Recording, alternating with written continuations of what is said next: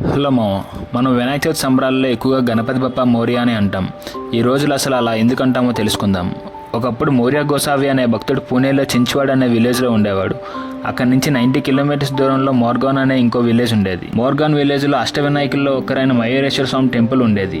ఈ మోరియా గోసావి మయూరేశ్వర స్వామికి చాలా పెద్ద భక్తుడు. ప్రతి నెల 90 కిలోమీటర్స్ నడిచి దర్శనానికి వెళ్ళేవాడు. అలా కొన్ని రోజులకి అతను ముసలివాడు అయిపోవడం వల్ల అక్కడికి వెళ్ళలేకపోయాడు. స్వామిని చూడలేని జీవితం నాకు వద్దు అనుకొని అతను భోజనం మానేశాడు. చుట్టూ ఉన్న వాళ్ళంతా ఇలా చేస్తే నువ్వు చనిపోతావని చెప్పినా మౌర్య వినలేదు.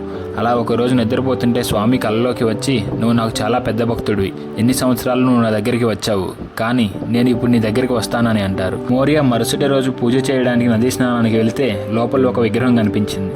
అది స్వయంభూ విగ్రహం. ఆ విగ్రహాన్ని బయటకు తీసి అక్కడే ఒక గుడి కట్టారు.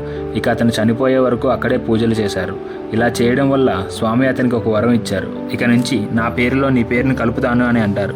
అందుకే మనం గణపతి బప్ప మోరియా అని అంటాం. ఇలాంటి విషయాలు ఇంకా తెలుసుకోవాలనుకుంటే ఈ వీడియోని లైక్ చేసి సబ్స్క్రైబ్ చేసి నలుగురికి షేర్ చేయండి. అలాగే నెక్స్ట్ వీడియో ఏ టాపిక్ పైన చేయాలో కామెంట్ చేయండి.